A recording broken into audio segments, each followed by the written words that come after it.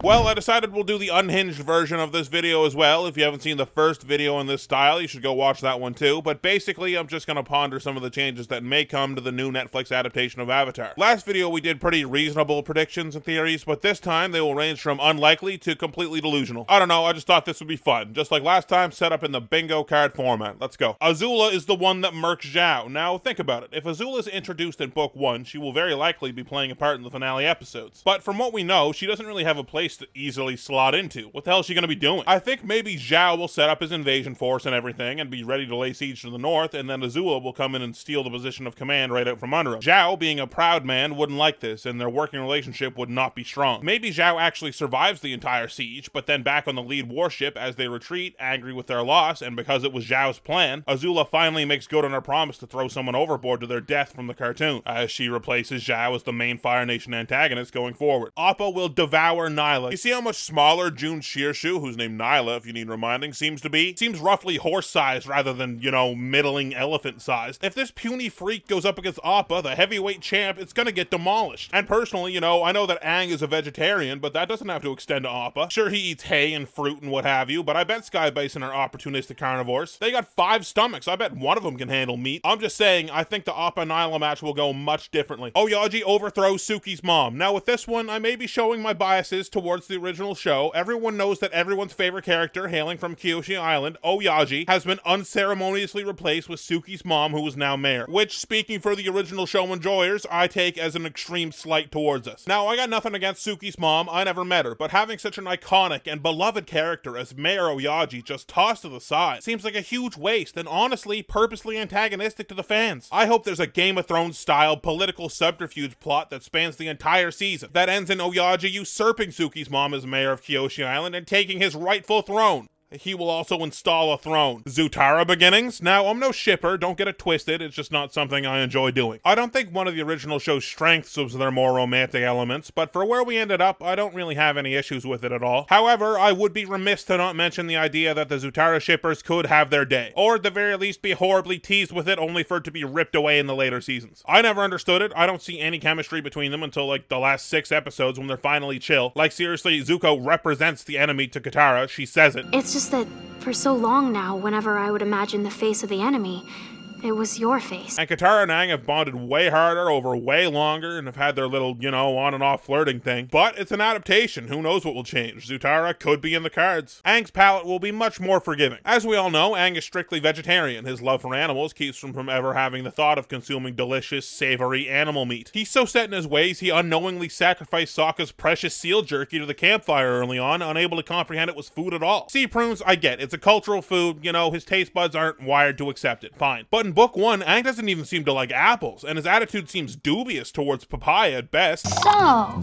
papaya. The only food he seems excited to see is an egg custard tart. That's it. I figure about half an episode should be dedicated to Aang exploring his dietary options, so we can really get to know him, you know? Zhong will not be present. I know this one isn't very crazy like the other ones so far, but is anyone else getting a distinctly anti-Zhong vibe from this show? Just doesn't feel like a Zhong type beat. Can't explain it, but I feel like you know what I'm talking about. More Haru, the antithesis to my no Haru theory, and a combination of the more Suki theory. We have no shots of the gang traveling on Appa as a team that take place definitively after the Kyoshi Island episode. So who knows who could join them for a while. Maybe the showrunners thought that they needed to highlight earthbending more as the series goes on, so the gang gets a semi-permanent member in Haru. Hopefully they would make him more than just this bland nothing character we get in the cartoon, but if they don't, a small victory would be that Haru would be in more dangerous situations, so maybe he just wouldn't survive. Just for the record, I haven't kept up on much of the casting past like the first big wave of it when it was announced years ago. I just think it'll be funner going in not knowing some stuff. So Haru and Zhong may or may not be cast. I don't know. I bet Danny McBride will show up at some point. Maybe as a spirit. He'll tell Ko to fuck off or something. That'd be pretty sweet. Sokka will get a flashback color. Sokka's flashbacks look just normal in the show with a weird blur effect. However, Aang gets to have this strange green filter over top of his, and Zuko's flashbacks are always in red. Well, why the hell doesn't Sokka get a color? That's not fair. What, he's not enough of a main character? His memories aren't important enough? Make Sokka's flashbacks blue, you cowards. Azula's fire will not be blue right away. I find it a little odd now that we've had both the teaser and the full trailer and have seen Azula briefly in both that we haven't seen her firebend yet. We've seen every other firebender of note in action, Zuko, Iroh, even Ozai and Zhao. But strangely, with Azula, no bending. We even get her training with a bow and arrow, which isn't even mentioned or hinted at in the show. Why are they keeping Azula's bending so secret? Is it because it's not what we're expecting? Is it just the normal orange flames? Is Azula even a bender in this adaptation? That'd be a wild change if she wasn't. Queen-in-Law will get to be personified. With the more time I'm hoping the gang gets to spend at the North Pole, I'm obviously hoping for things like Sokka and Yue to be better. And maybe Yue's whole fish goddess thing to more naturally play out over that extended period of time. Because of this, I'm thinking that maybe the fish actually get to have spirit forms, or maybe even humanoid forms like Yue took, even though that might not make a lot of sense. Like maybe the fish takes on a more spirity form in the flashback where it saves Yue's life. I'm for some reason picturing two stoners constantly passing the hacky sack back and forth. In perfect balance, light and dark, push and pull, yin and yang. Ko the Face Stealer will join the spirit attack. This one doesn't make even a little bit of sense. Just riffing off of Aang's line. Or maybe they'll unleash a crazy amazing spirit attack on the Fire Nation. And I've always wondered what the face stealing process looks like, whether it's like a spiritual thing, or if this horrible spider centipede creature just mauls you and scrambles around on top of you as you scream. I just think it would be a pretty sweet addition to all the war shots to just have this terrifying creature running around. Goblin!